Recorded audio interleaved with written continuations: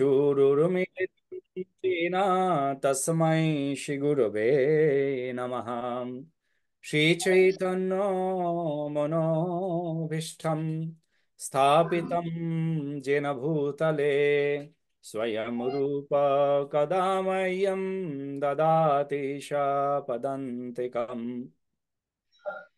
वन्देऽहं श्रीगुरो श्रीयुतापदकमलं श्रीगुरून् वैष्णवांश्च श्रीरूपां साग्रजातं सहगणा रघुनाथार्नितं तं सजीवं साद्वैतं स्वावधूतं परिजनासहितं श्रीकृष्ण चैतन्य देवं श्रीराधा कृष्ण पादान् सहगणा ललिता श्रीविशाखान्वितंश्च नमोऽयं विष्णुपादाय कृष्णपृष्ठाय भूतले श्रीमते भक्तिवेदान्त स्वामिनिति नामिने।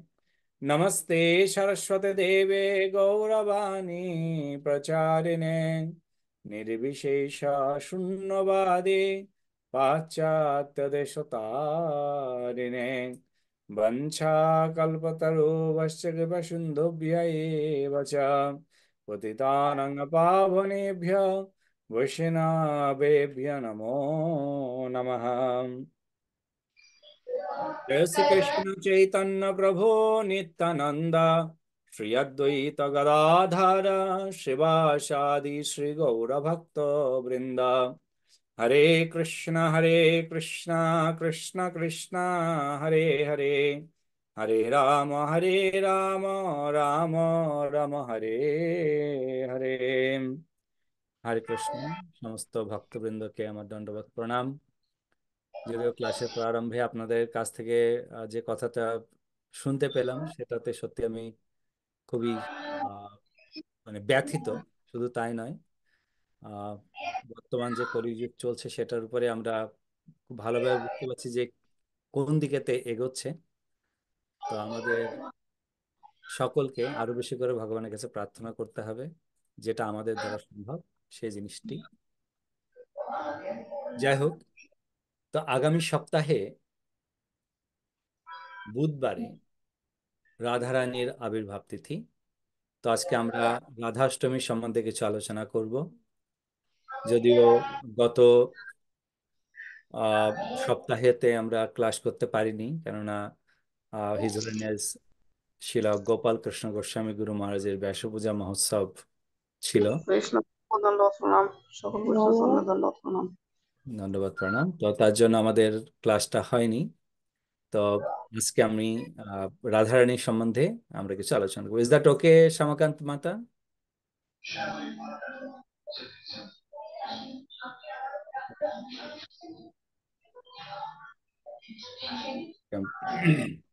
মাতাজি হসপিটালে আছে, সো হ্যাঁ প্রভু, ভালো বিষয়। আপনি এটা নিশ্চয়ই এটা সবার কাছে গ্রহণযোগ্য হবে। হরে কৃষ্ণ। হ্যাঁ, যেহেতু আমাদের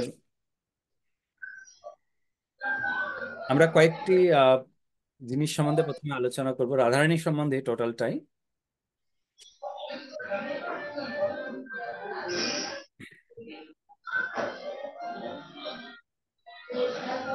শ্রীমতী রাধারানীর চরণে প্রথমে আমরা প্রার্থনা নিবেদন করব। বৃন্দাবনেশ্বরী তবীর পদার বিন্দম প্রেমামৃতে বৈ মকরন্দ রসাজ্ঞপূর্ণম হৃদ্যাপিতম মধুপতে স্মরতাতু যজ্ঞাম নির্বাপয়ম পরম শীতলম মম শ্রয়ামি। হে বৃন্দাবনেশ্বরী, আপনার শীতল শ্রীচরণে সর্বপ্রকার যন্ত্রণা নিবারক এবং প্রেমামৃত রূপ মকরন্দের অদ্বিতীয় ভাণ্ডার আমি অনন্যাশ্রয় হইয়া তৎশরণাপন্ন হইলাম।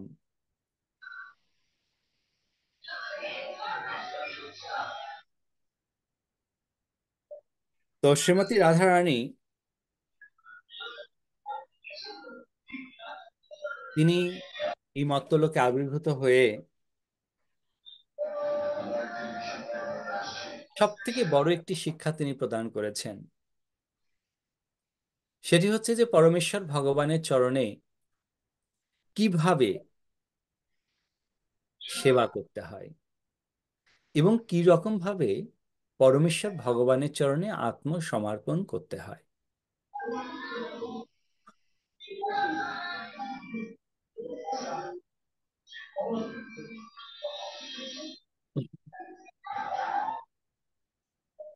ব্রহ্মবৈবর্ত পুরাণে বর্ণনা করা হয়েছে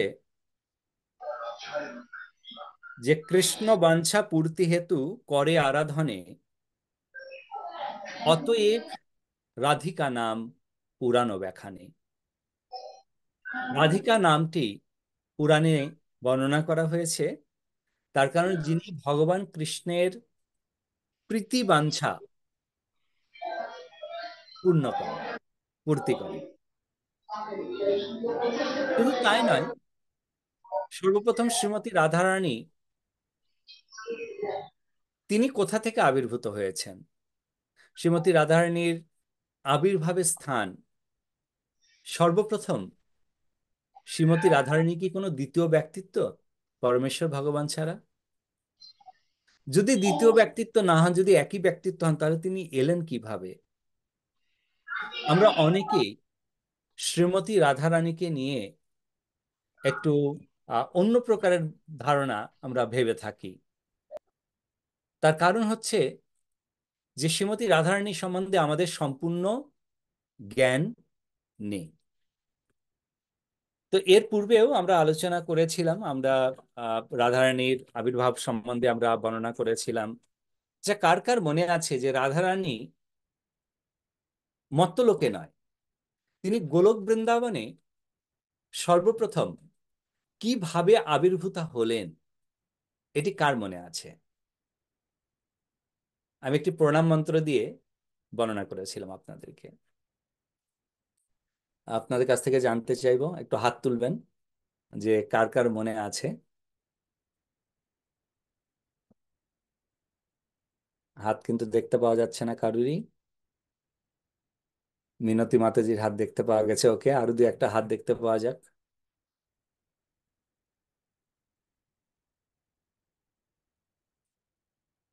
সুনীতি মাতা, ওকে।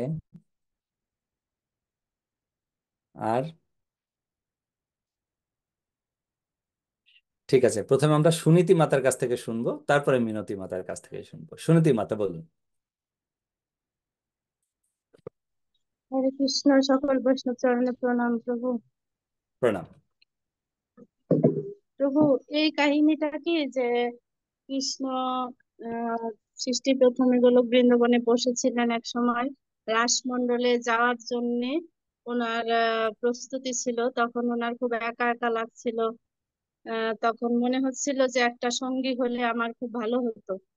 সেই সময় কৃষ্ণের বাম অঙ্গ থেকে শ্রীমতী রাধারানীর আবির্ভাব হলো। আমি এটুকু জানি প্রভু, ওকে, এইটা খুব কি সুন্দর, জানি। খুব সুন্দর, অপূর্ব অপূর্ব। মিনতি মাতা।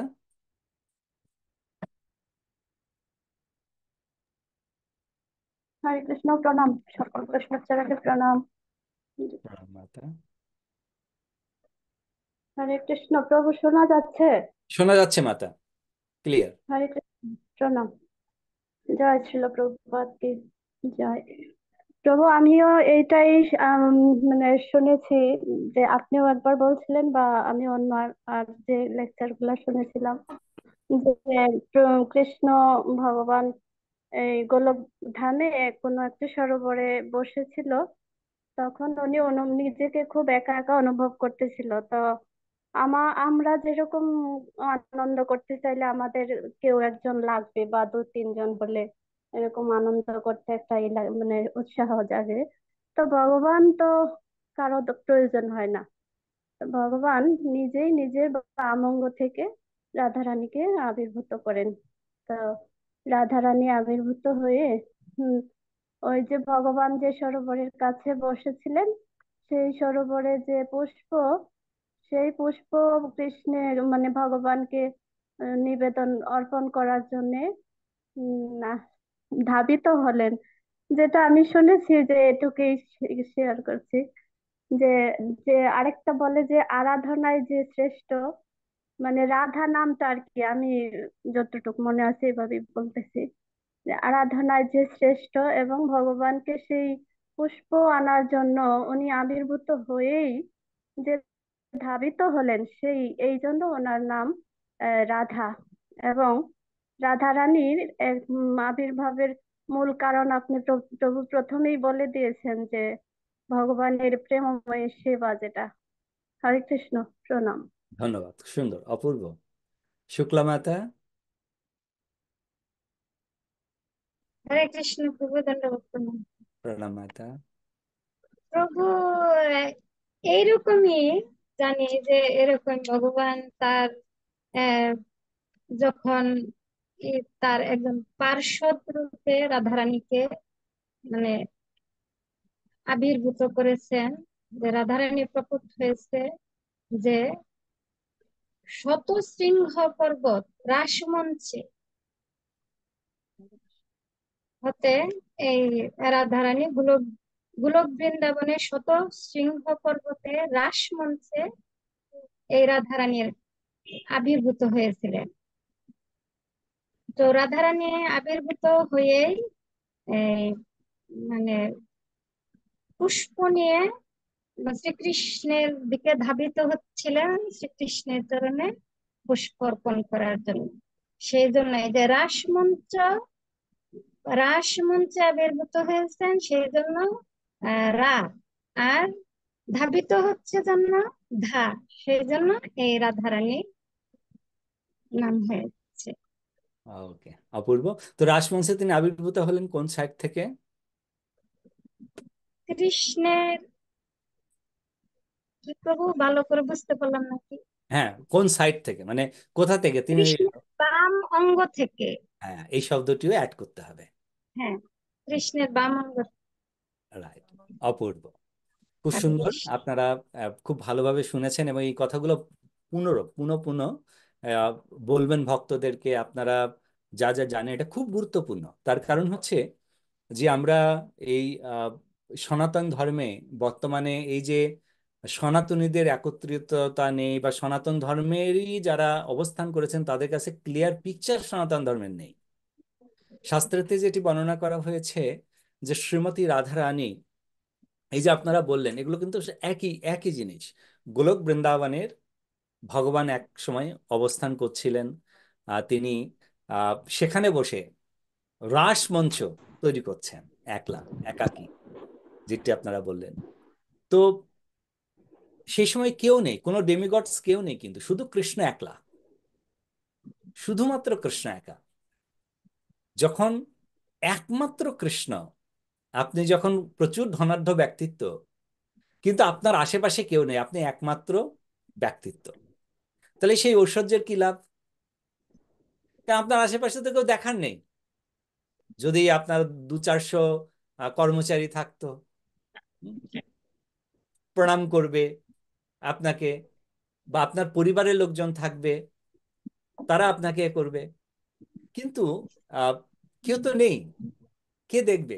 আর পরমেশ্বর ভগবান তিনি সেই যে রাসমঞ্চে গোলক বৃন্দাবনে, তিনি তখন ভাবলেন যে এই লীলাতে আমার লীলা সহায়কের প্রয়োজন। তাহলে পরে তিনি এক কাজ করতে পারতেন, তিনি একটা লীলা সহায়ককে কিন্তু ম্যানিফেস্ট করতে পারতেন, তার সম্মুখ থেকে তৈরি করে নিতে পারতেন। আমরা যেমন দেখেছি যে ব্রহ্মা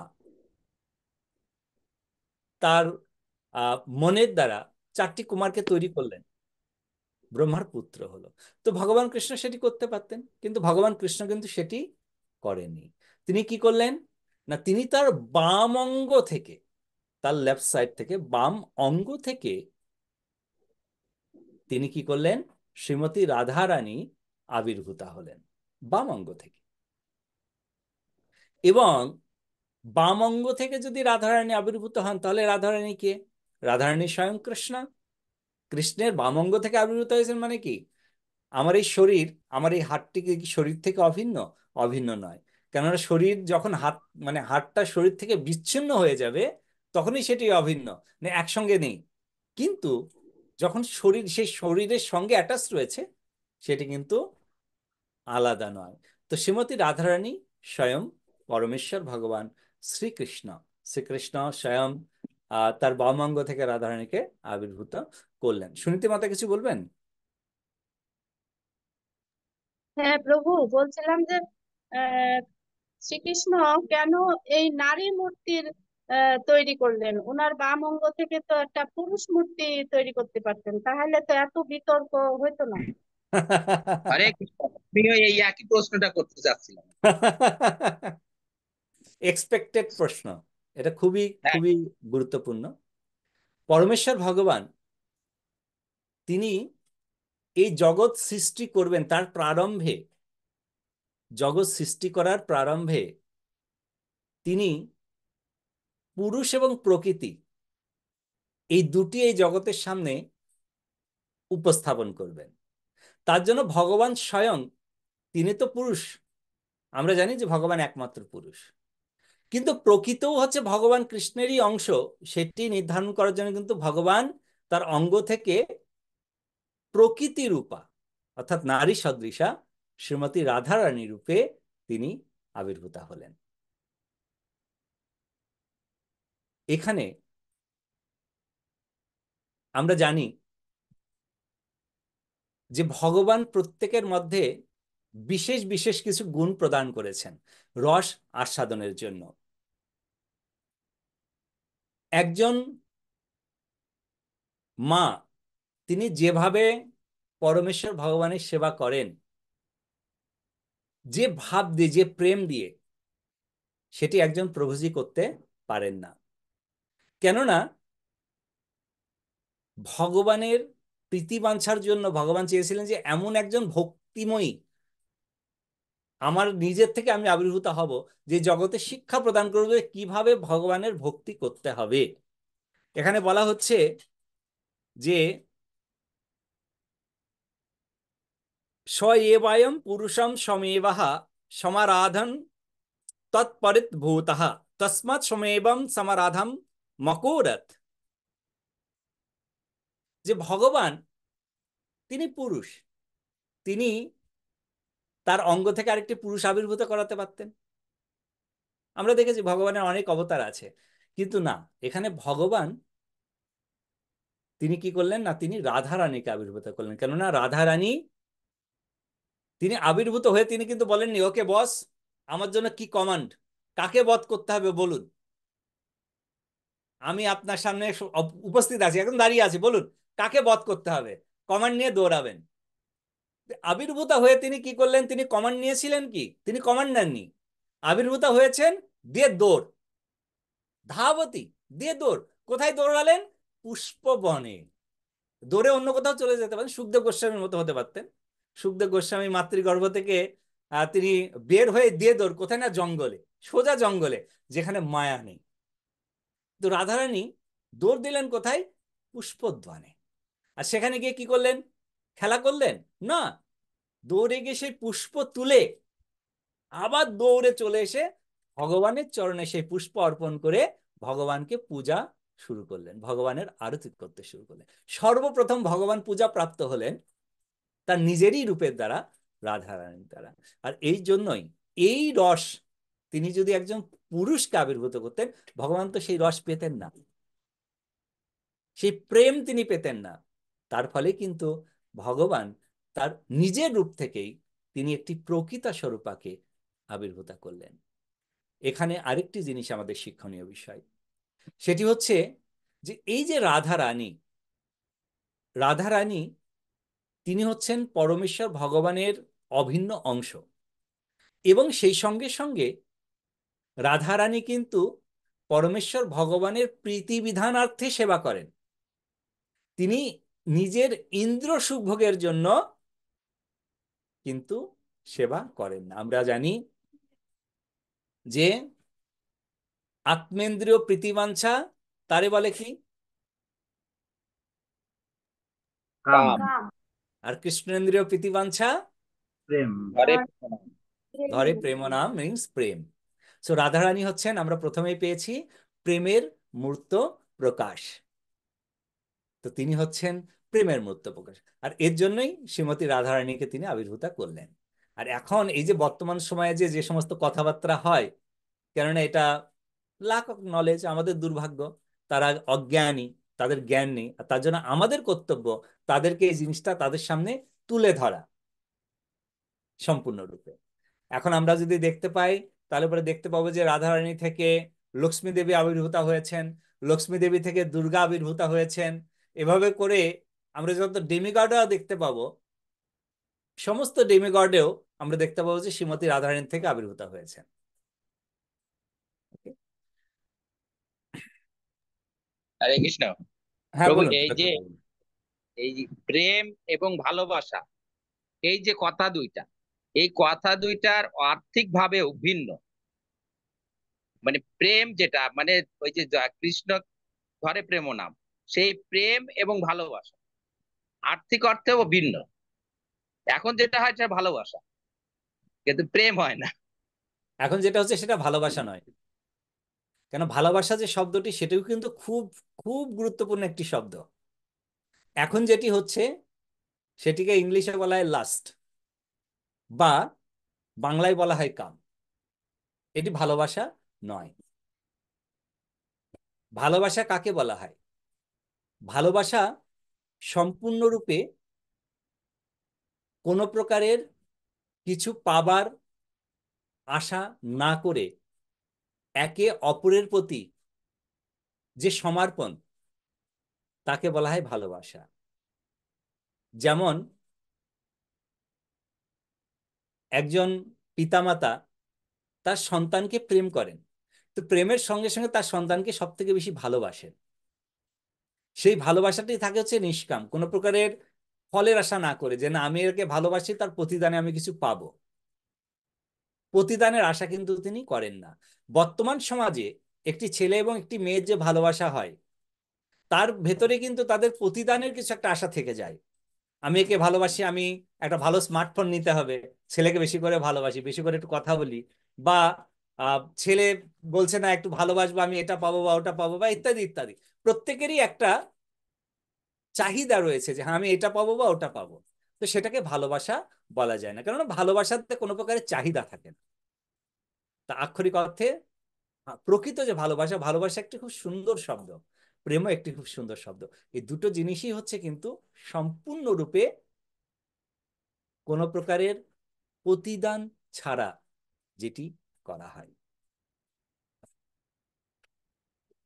ওকে, এখন এই যে শ্রীমতী রাধারানী তিনি গোলক বৃন্দাবনে আবির্ভূতা হলেন, গোলক বৃন্দাবনে আবির্ভূত হয়ে শ্রীমতী রাধারানী ভগবান কৃষ্ণের সঙ্গে লীলাবিলাস করছেন, ভগবান কৃষ্ণের সেবা করছেন, বিভিন্ন প্রকারে ভগবান কৃষ্ণের সেবা করছেন। অর্থাৎ ভগবান কৃষ্ণ তার নিজের থেকেই নিজের সেবা নিচ্ছেন, যেহেতু তিনি বামঙ্গ থেকে আবির্ভূত হয়েছেন।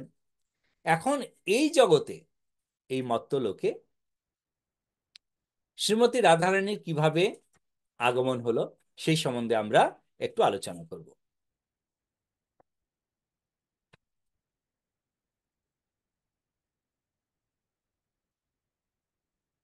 কয়েকটি কারণ আছে, আমরা তার মধ্যে না দুটো কারণ শুনবো।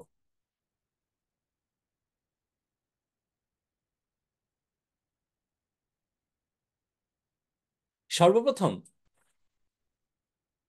আপনারা জানেন গোলক বৃন্দাবনের শ্রীমতী রাধারানীর সঙ্গে শ্রীদামের লড়াই। শ্রীদামের লড়াই বলতে রাধারানী একটি কুঞ্জে প্রবেশ করতে চেয়েছেন, শ্রীদাম সেই কুঞ্জের দ্বাররক্ষী ছিলেন, এবং সেই দ্বাররক্ষী রূপে তিনি রাধারানীকে কিন্তু প্রবেশ করতে দেননি।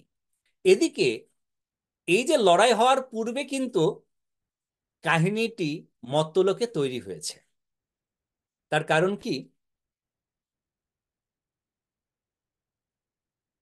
আমরা সকলে জানি যে হিমবান বা হিমালয়, হিমবান বা হিমালয় কার বাবা কে জানেন? পার্বতী দেবীর বাবা। মা দুর্গা বা পার্বতীর পিতা। এই বাবা। হুম, তো মাতা পার্বতীর পিতা। এবং আমরা জানি যে এই হিমালয়েরই আহ একদম শিখরে শিবশম্ভু তিনি তপস্যা করছিলেন। আর পার্বতী তিনি যেতেন পুষ্পচয়ন করতে, সেখানে গিয়ে ভগবান শিবশম্ভুকে দর্শন করেছেন। এবং দর্শন করে তিনি শিবশম্ভুকে ডাইরেক্ট অফার করেছেন আমাকে বিয়ে করতে হবে। তো আমরা সেই লীলায় যাচ্ছি না। তো এই হিমালয়ের একজন ভাই ছিলেন। তো সেই ভাই তিনি খুবই আনন্দিত যে আমার দাদার জামাই হচ্ছে শিব। বলে কিন্তু আমি নিজে খুব দুর্ভাগা বলে আমি আমার নিজেকে মনে করি, তাই আমি চাই একটি কন্যা, এবং যে কন্যার হাজবেন্ড বা যে কন্যার পতি হবে ভগবান শিবেরও বস। এই ভেবে তিনি তপস্যাতে বসলেন, ধ্যানে বসলেন।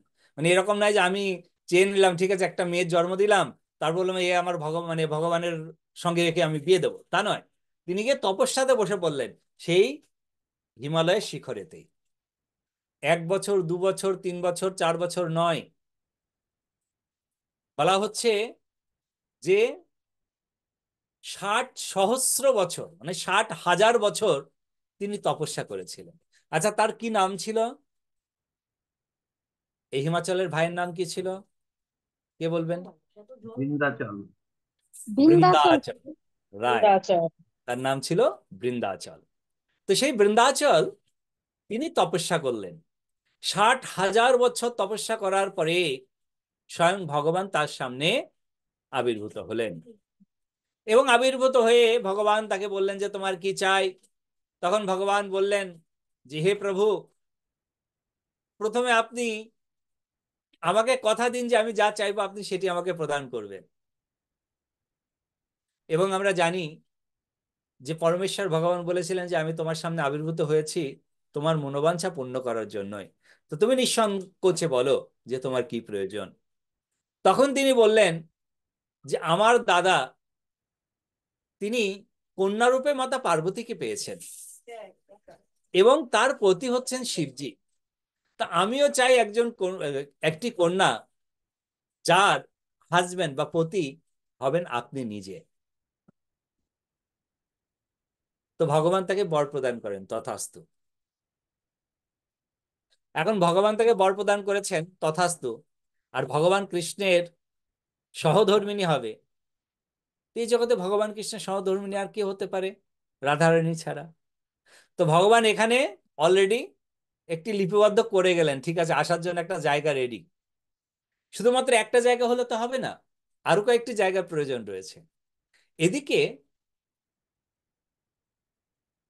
রাভেলে, রাভেল মানে বর্ষনার কাছাকাছি রাভেলে বিষভানু রাজা, বিষভানু রাজা তিনি একটি কন্যা সন্তানের জন্য অনেক প্রচেষ্টা করছিলেন, অনেক ঋষিদের কাছে প্রার্থনা করছিলেন। ঋষিদের কাছে প্রার্থনা করতে করতে এক সময় তাকে বললেন,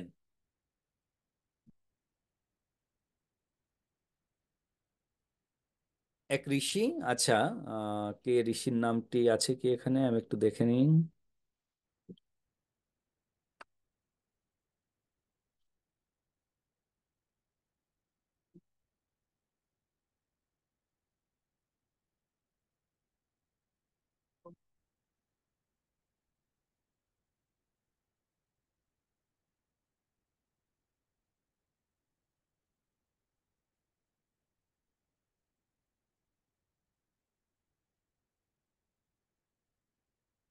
ও, ওকে। ঋষি নয়, এখানে অ্যাকচুয়ালি কাত্যায়নী দেবী তাকে বর প্রদান করেছিলেন। আমি একটু পড়ি, এটি খুব সুন্দর। গোকুলের মহারণ্যের অন্তর্গত শ্রীপাট রাভেল, রাভেলাক্ষ জনপদে মহাভানু নামে একজন মহান গোপশ্রেষ্ঠ বাস করতেন। তার চন্দ্রভানু, রত্নভানু, বৃষভানু সুভানু এবং প্রতিভানু নামে পরম উদার জিতেন্দ্রীয় ও বৈষ্ণব 5 পুত্র ছিলেন। অর্থাৎ বৃষভানু রাজারা 5 ভাই, ওকে, 5 পুত্র ছিলেন। ইহার মধ্যে আদিত্যতুল্য যশস্বী পরম ভাগবত অভিন্ন সূর্যদেব, তিনি হচ্ছেন ভানুদেব বা বৃষভানু, রাজপদে অভিষিক্ত হন। তো অভিন্ন সূর্যদেব, তো বৃষভানু কিন্তু অভিন্ন সূর্যদেব, তিনি রাজ্য অভিষিক্ত হন। তিনি ভগবত প্রীতার্থে রাজসুগে আদি শত শত যজ্ঞ অনুষ্ঠানের দ্বারা ভগবান শ্রীহরির প্রীতি সাধন করেন। তিনি রাজস্বী তুল্য দান, জিতেন্দ্রীয়, পরমদাতা, সর্বরাজ পূজিত ও সর্বধর্ম প্রতিপালক ছিলেন। ওই ব্রজধামে ধনাঢ্য বিষ্ণুভক্ত বিন্দু নামে এক গোপ প্রবর বাস করতেন। তাহার পত্নী মুখরার গর্ভে ভদ্রকীর্তি, চন্দ্রকীর্তি, মহাবল, মহাকীর্তি, শ্রীদাম এই পঞ্চপুত্র এবং ভানুমুদ্রা, কীর্তিমতী ও কনিষ্ঠা কীর্তিদা নাম্নী কন্যত্রয়ের জন্মগ্রহণ করেন। পুরান্তরে কীর্তিদার অপর নাম কলাবতী বলিয়া উক্ত হইয়াছে। রাজা বৃষভানু যথাবিধানে কীর্তিদার পাণিগ্রহণ করেন। বিবাহের পর বহুদিন গত হইলে তাহার কোনো সন্তান সন্ততি জন্মিল না। এই জন্য অতি দুঃখে কালাতিপাত করিতে থাকায় প্রথমত বহুবিধ যজ্ঞ, দান, অর্চন, পূজা ও তীর্থ সেবনাদি করিয়া বিফল মনোরথ হইয়া দুঃখিতাকারণে ভূতলে মূর্ছিত হইলেন। তখন তাহার সাধ্বী পত্নী তাহাকে দেবী কাত্যায়নীর আরাধনা করিতে উপদেশ করলেন। অনন্তর তিনি শৈলেন্দ্র মুকুটমণির গিরিরাজ গোবর্ধনের সানুদেশে স্বচ্ছশলীলা যমুনার তীরে উত্তম স্থানে শুভদায়িনী দেবী কাত্যায়নীর নিকট উপস্থিত হইয়া তাহার আরাধনায় প্রবৃত্ত হইলেন। জিতেন্দ্রীয় এই মহাত্মা নিরাহারী হইয়া মৌন অবলম্বনে সহস্র দলপদ্মে পুণ্ডরীকাক্ষ পরমাত্মার সহিত চিন্তনকে সমাযুক্ত করিয়া কঠোর তপস্যায় রত হইলেন।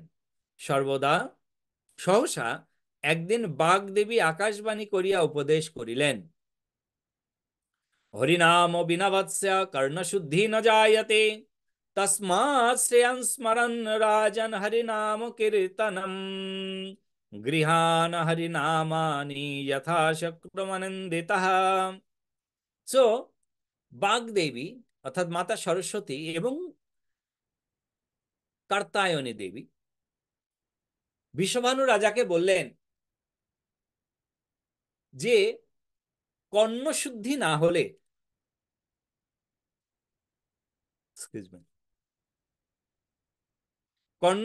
না হলে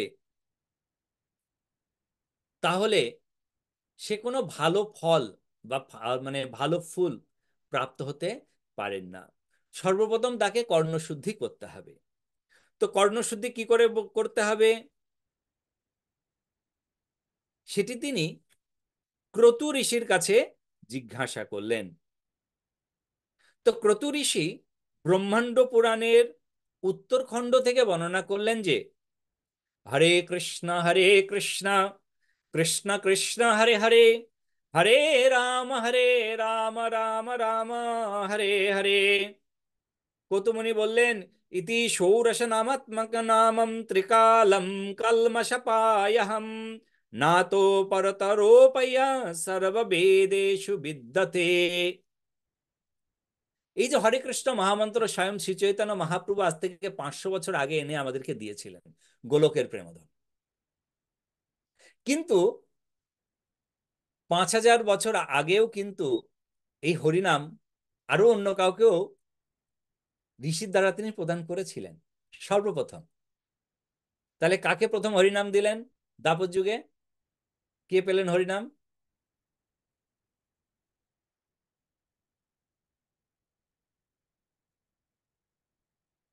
কে পেলেন দাপর যুগেতে হরিনাম? রুদ্রদেব, হ্যাঁ, তার নাম কি হলো? বিশ্বভানু। বৃষভানু। এটা বলতে হবে যে প্রথম হরিনাম পেলেন দাপর যুগে বৃষভানু রাজা। বলছে যে হরিনাম ছাড়া তোমার ঘরে কেউ ভালো সন্তান আসবে না। কে বললেন বৃষভানুকে হরিনাম ছাড়া ভালো সন্তান আসবে না?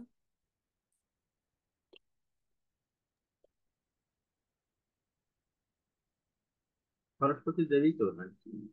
সরস্বতী দেবী এবং দেবী কাত্যায়নী। হ্যাঁ, ওকে, কাত্যায়নী দেবী।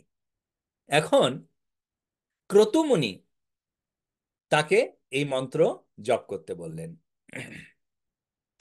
মহামুনি ক্রতু এই মহামন্ত্র হরিনাম প্রদান করিয়া পুনর্বার বৃষভানু রাজাকে বললেন, বৎস, শাক্ত বা বৈষ্ণব বাপি শৌর বা শৈব এবহ গণপত্যম লভেত কর্ণম শুদ্ধিম নমানুয়ন কীর্তনম যশো কর্ণপুটে রাজন ন বিশধ্বরি নামকম সরস্ব কর্ণে তথৈব বিষ্ঠ শুদ্ধি মিতো ব্রজেত। এই শ্লোকগুলো আমরা শুনিনি কখনো পূর্বে, যার ফলে সাধারণত আমরা বলি যে হরিনাম শুধুমাত্র বৈষ্ণবদের জন্য। আমরা তো সকালে উঠে বলবো ওম নমঃ শিবায়, ওম গাং গণপতে নমঃ। হুম। বা আমরা বলবো কালিকায় নমঃ, দুর্গায় নমঃ, জোরে। তো এইসব মন্ত্রে আমরা বলতে থাকবো। দেখুন দাপর যুগেতে মহর্ষি ক্রতু কি বললেন? মহর্ষি ক্রতু বিষবাণু রাজাকে বললেন যে এই যে হরিনাম আমি তোমাকে প্রদান করলাম কর্ণশুদ্ধির জন্য, এই হরিনাম না হলে কর্ণশুদ্ধি হয় না। বর্তমান দিনে বিশেষ করে আমাদের সনাতন ধর্মে তো অনেকেই আছে, আপনি গ্রামগঞ্জে যাবেন, সেখানে কিছু ভক্ত আছেন। ভক্ত বলতে কি, গুরু মানে কুলগুরুর কাছ থেকে দীক্ষা প্রাপ্ত আর কি। তো সে দীক্ষা পেয়েছেন, আর অন্য তারই পরিবারের অন্য কেউ দীক্ষা নেননি এখন। শুধু সে দীক্ষা পেয়েছেন আর অন্যরা দীক্ষা নেয়নি। খাবার দাবার দুইজনেই কিন্তু সবকিছুই খাচ্ছেন, এ টু জি মানে একই সঙ্গে খাচ্ছেন, কিন্তু বলছে আরে না না তোমার হাতে জল খাওয়া যাবে না। কেন? তুমি গুরু মন্ত্র নাও নিজে। গুরু মন্ত্র কর্ণে দিতে হবে, গুরু মন্ত্র। গুরু বলে, গুরু আমি তোমার মন্ত্র যদি কর্ণে না দিই তাহলে তোমার হাতে জল আমিও খেতে পারবো না। মানে গুরুরা কি রকম গুরু ভাবুন।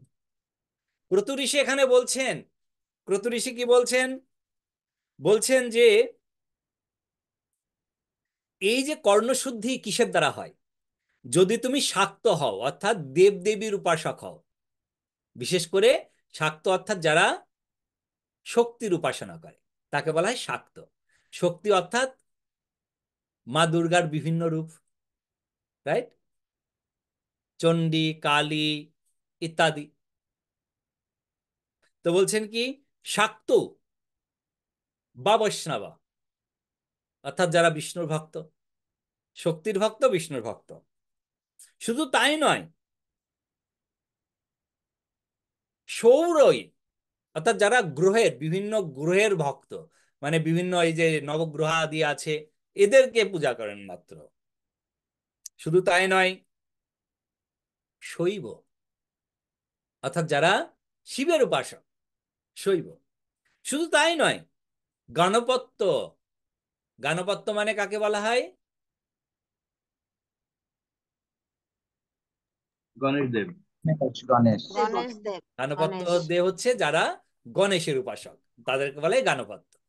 তো বলছেন কি শাক্ত বা বৈষ্ণব বাপি সৌর বা শৈব এ বাবা গণপত্য লভেত কর্ণ শুদ্ধিম নামানু কীর্তনাৎ। একমাত্র হরে কৃষ্ণ মহামন্ত্র কীর্তনের দ্বারাই তারা কর্ণশুদ্ধি করতে পারবে, তাছাড়া তাদের কর্ণশুদ্ধি হবে না। যস্য কর্ণপুটে রাজন ন বিশধ্বরি নামকম। যদি কর্ণে হরে কৃষ্ণ মহামন্ত্র না যায় তাহলে সেই কর্ণশুদ্ধি হবে না। স্মরণাব্যপতদ্বৈব বিষ্ঠ শুদ্ধি মৃতো ভজেত। তার জন্য ও বৃষভানু, এই যে হরিনাম দিলাম, তুমি এই হরিনাম জপ করতে থাকো, এবং হরিনাম জপের মাধ্যমে তোমার কর্ণশুদ্ধি হবে, আর কর্ণশুদ্ধি হলে তুমি যে সন্তানের জন্য এত অপেক্ষা করছো, যথাসময়ে তুমি সন্তান প্রাপ্ত হবে।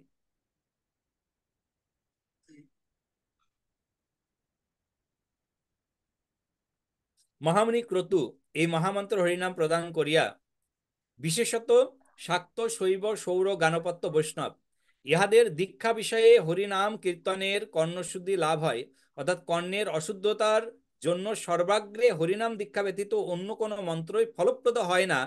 যাহার কর্ণপুটে হরিনাম প্রবেশ করে নাই,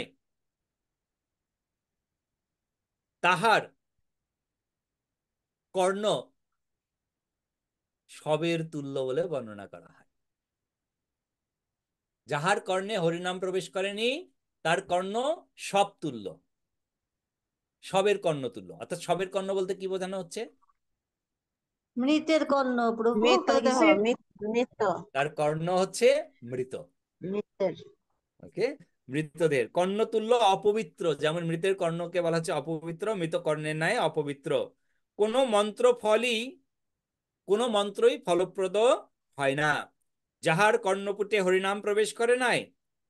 হে মহাবাহ, তোমাকে এই যে হরিনাম প্রদান করলাম, তাহা সুতের প্রশ্নের উত্তরে শ্রীমৎ কৃষ্ণ দ্বৈপায়ন বেদব্যাস কর্তৃক উচ্চস্বরে কীর্তিত হইয়াছে। এই অনুষ্ঠানের কথা লোক পিতামহ স্বয়ং ব্রহ্মা আসিয়া অঙ্গিরা ঋষিকে বিবৃত করিয়াছিলেন। এই মহামন্ত্র জপ্য কীর্তনীয় বটে, অতএব তুমি সুমাহিত হইয়া ইহার অনুষ্ঠান করো। যে এই যে হরিনাম আমি তোমাকে দিলাম, মানে আমি প্রথমে দিচ্ছি এটা তা নয়, কিন্তু এটি বেদব্যাস তিনি নৈমিষারণ্যে ঋষিদেরকে বলেছেন। শুধু তাই নয়, শুধু কি তাই নয়, সেখানে যে ব্রহ্মাজিও স্বয়ং বলে গেছেন, তাই এটাতে কোনো সন্দেহ নেই। তুমি এই হরিনাম কীর্তন করা যায়, জপ করা যায়, ধ্যান করা যায়। অনন্তর বিশ্বভানু রাজা ক্রতুমুনিকে সশ্রদ্ধ দণ্ডবৎ প্রণাম পূর্বক তদনুজ্ঞা লইয়া ভক্তপ্লুত চিত্তে হরিনাম মহামন্ত্র গ্রহণ করিতে করিতে তথা হইতে যমুনা তীরে সমাগত হইলেন। হরিনাম গ্রহণ করছেন তিনি। গ্রহণ বলতে কি বোঝানো হচ্ছে এখানে?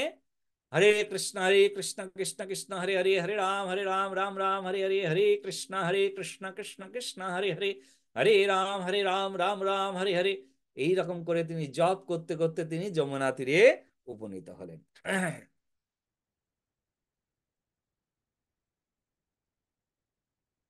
অধিক রূঢ় হইয়া ঐকান্তিক ভাবে শ্রীনাম জপ করিতে লাগিলেন। তখন দেবী কাত্যায়নী প্রসন্ন হইলেন এবং তৎসম্মুখে আবির্ভূত হইলেন। ভক্তিভরে প্রণাম করিয়া স্তব করিতে লাগিলেন। দেবী রাজাকে বর দিতে চাহিলেন। তিনি দেবীর নিকট বলিলেন, আপনার দর্শন দ্বারাই সর্বভীষ্ট পূর্ণ হইয়াছে, তথাপিও যদি আপনি আমার প্রতি প্রসন্ন হইয়া বর দিতে চান, তবে তো আপনি আমার হৃদয়গত অভিলাষ অবগত আছেন। যদি দেন, তাহলে অভিলাষিত বর আমাকে প্রদান করুন। জগৎজননী কাত্যায়নী দেবী বিশ্বভানুর ভক্তিভাব যুক্ত বাক্য শ্রবণান্তরে সহস্রাব্দী তুল্য প্রভাযুক্ত একটি সুবর্ণ ডিম্ব তাহার হস্তে প্রদান পূর্বক তথা হইতে অন্তর্হিতা হইলেন।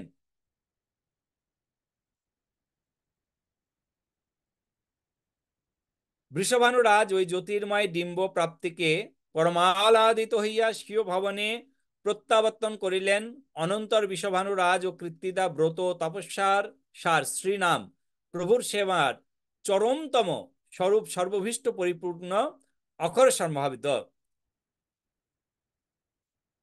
এবং এখানে বর্ণনা করা হয়েছে যে ওই যে ডিম্ব, ওই ডিম্বটি তিনি নিয়ে এসে হরিনাম কীর্তন করতে করতে দুটি শব্দ বর্ণনা করা হয়েছে, দুই প্রকারে।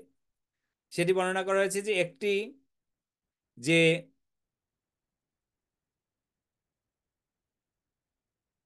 তিনি অলকানন্দা অর্থাৎ যমুনার অপর সাইডে, সেখানে একটি কমল পুষ্পের উপরে সেই ডিম্বটি স্থাপনা করেন এবং সেই ডিম্ব থেকে রাধারানী আবির্ভূত হন।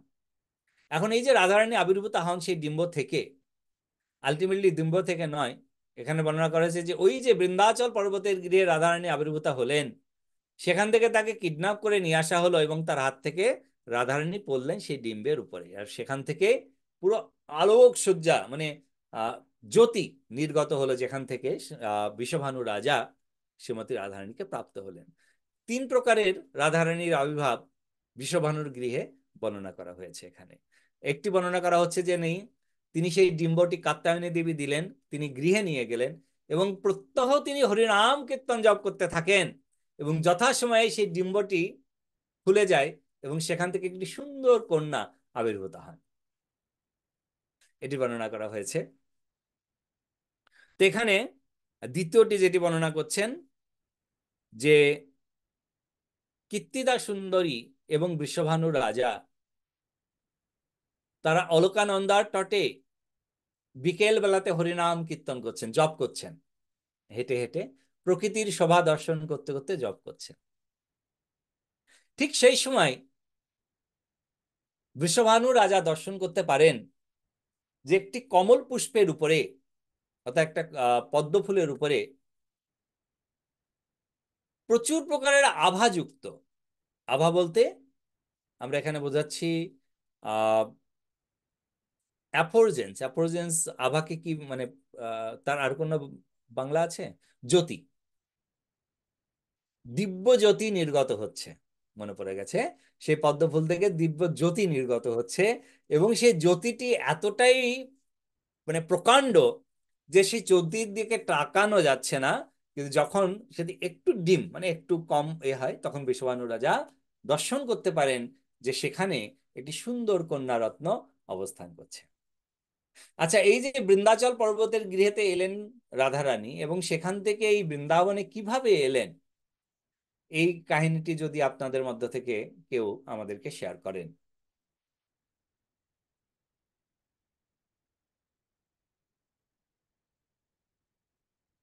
হাত তুলুন, কে শেয়ার করতে চান? কোনো হাত দেখতে পাচ্ছি না।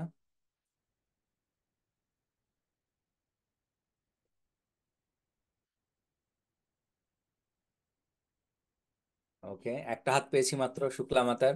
আর কেউ?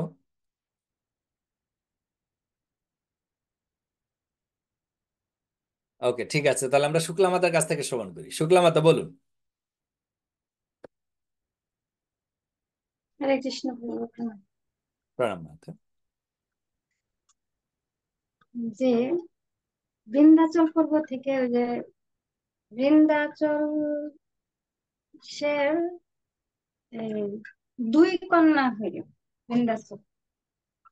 একজন রাধারানী, আরেকজনের নাম জানি কি, শুধু আমি ঠিক ভুলে গেছি।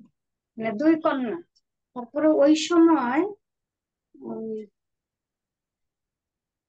কি জানি কংসই নাকি ওই পুতনা রাক্ষস কে ইয়ে বলছিল যে 7 দিনের মধ্যে যত শিশু জন্মগ্রহণ করছে সবাইকে আর কি করার জন্য, সংহার করার জন্য। তো তখন ওই পুতনা দেখলেন যে ওই রাধারানী ওদেরকে পরে ওই পুতনা ইয়ে রাধারানীকে নিয়ে যাচ্ছিল আর কি, নিয়ে যাচ্ছিল। তখন আবার ওই ঋষিরা যজ্ঞ করতেছিল। তো যজ্ঞের মন্ত্রের দ্বারা ওই রাক্ষসকে মানে নিস্তেজ করে দিচ্ছিলেন। তো তখন এত ভারী হচ্ছিল যে আর নিয়ে যেতে পারছে না। তখন ওই মানে ছেড়ে দিচ্ছে নিচে। তো তখন ওই যে সরোবরে পদ্ম ফুলে আর কি রাধারানী পড়ে গেছিল। তো বৃষভানু রাজা তখন মানে সরোবরে স্নান করতে গেছে। পরে দেখে এমন দিব্য জ্যোতি পদ্ম ফুলের মধ্যে, দিব্য জ্যোতি আহ বৃষভানু রাজার দিকে এগিয়ে আসছেন। পরে আস্তে আস্তে বৃষভানু রাজা দেখে ওই পদ্ম ফুলে একজন মানে ওই কন্যা শিশু। তো তখন বৃষভানু রাজা ওই কন্যাটিকে তার গৃহে নিয়ে আসছে। ওকে। হরে কৃষ্ণ প্রভু, আমি সঠিক মানে আহ সেই একটু কারেকশন করি, শুক্লা মাতা, আপনি যেটা শ্রবণ করেছেন একদম ঠিক শুনেছেন। একটু করে নি, কেননা রাধারানী ভগবান কৃষ্ণের আবির্ভাবের কিন্তু বেশ কিছুদিন পরে আবির্ভূত হয়েছেন, তো এক সপ্তাহ তো নয়। আর পুতনাকে কংস পাঠিয়েছিলেন তাকে হত্যা করার জন্য নয়। অ্যাকচুয়ালি কংস তার বিশেষ সূত্র মারফতে খবর পেয়েছিলেন যে বৃন্দাচলের গৃহে রান্না রান্না। এমন একজন ব্যক্তিত্ব এসেছে, তার হাতের খাবার যদি কেউ খায় তাকে এই ত্রিজগতে কেউ মারতে পারবে না, সে অমর হয়ে যাবে। নারদ মুনির কাছ থেকে শুনেছি। সেই বিশ্বস্ত সূত্র হচ্ছে নারদ মুনি। এখন বলে যে তাহলে তো এই মেয়েটা আমারই দরকার, আমারও বড় শত্রু, অলরেডি আমি শুনেছি নাকি আমার মারার জন্য কেউ চলে এসেছে।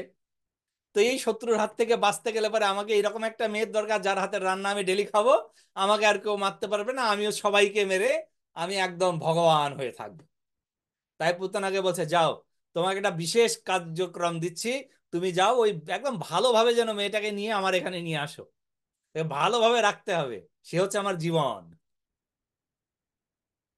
হুম, একদম ঠিক মাতা। তারপর পুতনা অ্যাকচুয়ালি তখন শ্রীমতী রাধারানীর বয়স হচ্ছে 3 দিন, সরি নট 3 দিন, আহ, পঞ্চম দিবস হয়ে গেছে, ষষ্ঠ দিবসে নামকরণ হচ্ছে। ষষ্ঠ দিন হচ্ছে তার বয়স, 6 দিন। এবং নামকরণের সময়ে ঋষিগণ এসেছিলেন তার নামকরণ করার জন্য যজ্ঞ অনুষ্ঠানের মাধ্যমে। আর যজ্ঞ অনুষ্ঠান মানে পূজা শুরু হয়েছে, পূজা শেষ হয়ে গেছে, যজ্ঞ শুরু হয়েছে, এবার নাম দিতে হবে, বলছে ঠিক আছে এবার বাচ্চাকে নিয়ে আসুন, এবার নাম দিতে হবে। তখন গিয়ে দেখেন, এক্সকিউজ মি, যে বাচ্চা ঘরেতে নেই। তারপরে ঋষিরা ধ্যান করে দেখতে পান যে পুতনা উঠছে বাচ্চাকে নিয়ে। তখন তারা যজ্ঞে তাহুতি করতে থাকেন যে রাক্ষস যাতে তার শক্তি হ্রাস পায় বা শক্তিহীন হতে পারে। আর তখন রাধারানীর ওজনটা এতটা বৃদ্ধি প্রাপ্ত হয় যে সে পুতনা আর তাকে বহন করে নিয়ে যেতে না পেরে তার হাত থেকে পড়ে যায়। ভৌম বৃন্দাবনে তাহার আবির্ভাব সম্বন্ধে সর্বশাস্ত্র একমত নাই। কোন কোন শাস্ত্রে দেখা যায় যে তিনি অজনী সম্ভবা, অর্থাৎ রাধারানী অজনী সম্ভবা। এইসব মন্বন্তর কল্পান্তর ভেদে বর্ণিত, বিভিন্ন কল্পে বিভিন্ন রূপে আবির্ভূত হয়েছেন শ্রীমতী রাধারানী। এটা কিন্তু আমাদের জানতে হবে। আমরা যে কাত্যায়নী ডিম্ব লীলাটি শ্রবণ করলাম সেটিও কিন্তু সঠিক, কেননা সেটি অন্য আরেকটি কল্পের লীলা।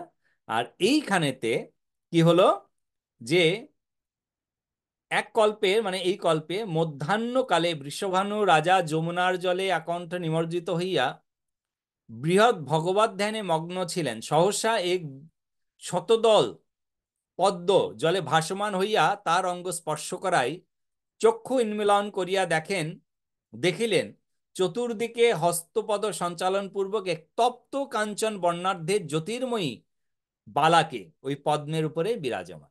বালা অর্থাৎ একটি কন্যা। অপুত্রক রাজা দৈবে প্রেরিত অভিষ্ট বস্তুরূপে কন্যারত্নকে প্রাপ্ত হইয়া পরমানন্দে কোররে ধারণ করিয়া যমুনার জল হইতে উত্থিত হইয়া দ্রুত গতিতে রাজভবনে উপনীত হইয়া অতি সংগোপনে কীর্তিদার হস্তে অর্পণ করেন। এইভাবে এক কল্পে আবির্ভাবের কথা বর্ণনা করা হয়েছে। রাধারানীর নিজের মুখের উক্তি, রাধারানী নিজে বলেছেন কি,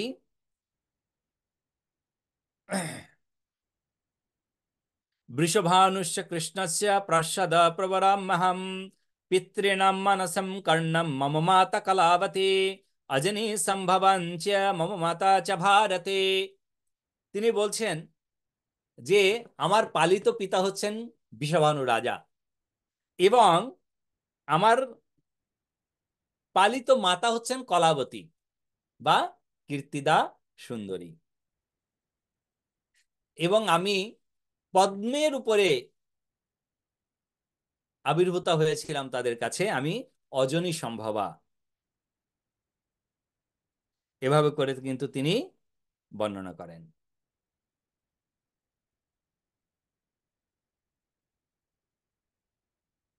ভাদ্র মাসে শীতাস ভাদ্রমাসে শীতষ্টমম মধ্যাহ্নে শুভদায়িনীম সদা কৃষ্ণ প্রিয়া সদ্বি শ্রীকৃষ্ণানন্দদায়িনী। ভাদ্র মাসের কৃষ্ণা অষ্টমী তিথিতে, সরি, শীতাষ্টমম,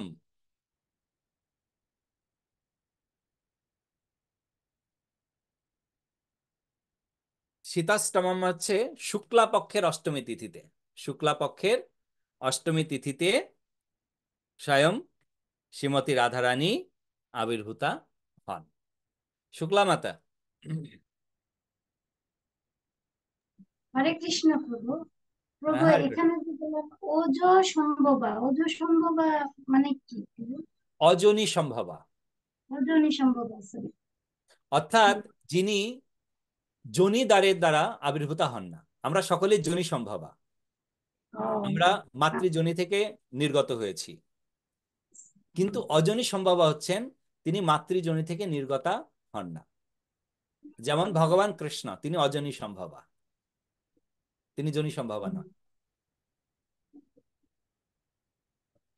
একমাত্র অযোনি সম্ভবা হচ্ছেন পরমেশ্বর ভগবান এবং দেবতাগণ থাকেন। মনুষ্যগণ সবাই হচ্ছে যোনি সম্ভবা। বোঝা গেল? হ্যাঁ প্রভু, বুঝতে পারছি। যেমন সীতামাতা অযোনি সম্ভবা, কেন তিনি আবির্ভূত হয়েছিলেন কোথা থেকে? ধরিত্রী মায়া বক্ষস্থল থেকে, অর্থাৎ তিনি ভূমি থেকে আবির্ভূত হয়েছিলেন।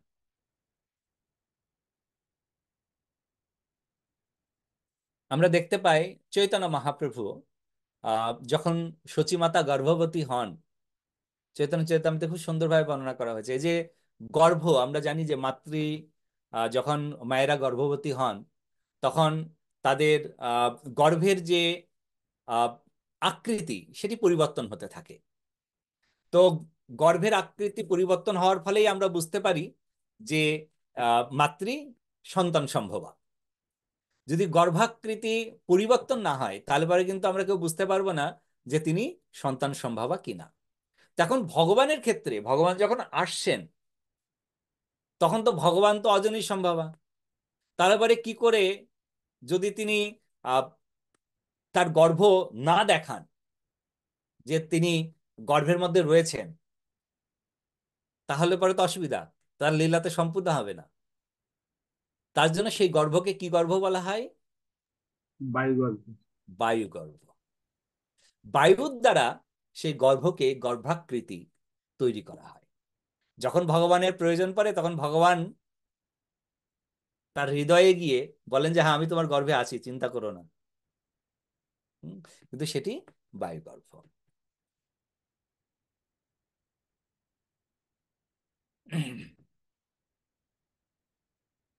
ভাদ্র মাসে কৃষ্ণপক্ষের অষ্টমীতে ভগবান কৃষ্ণচন্দ্র আবির্ভূত হন। ঠিক তার অব্যাহতির পরে ওই মাসের শুক্ল অষ্টমী তিথিতে হরিপ্রিয়া শ্রী রাধা ঠাকুরানী আবির্ভূতা হন। অর্থাৎ ভগবান কৃষ্ণের আবির্ভাবের এক্সাক্ট 15 দিন, এক্সাক্ট 15 দিন পরে রাধারানী আবির্ভূতা। এর একটা কারণ ছিল, কেননা রাধারানীকে এখানে আগে আসার কথা ছিল আর কৃষ্ণকে এখানে পরে আসার কথা ছিল। কিন্তু রাধারানী গোলক বৃন্দাবনে একটা কন্ডিশন দিয়েছেন যে প্রভু, শ্রীদাম আর আমার সঙ্গে তো লড়াই হয়েই গেল, আর মত্তলোকে তো যেতেই হবে, আর আপনি বলছেন কিছু করার নেই, আপনারই ইচ্ছা, তবে আমার একটি কন্ডিশন আছে। সেই কন্ডিশনটি কি? সেই কন্ডিশন হচ্ছে কি, কি কন্ডিশনটা কি ছিল আমি ভুলে গেছি, কে বলবেন? হরে কৃষ্ণ প্রভু।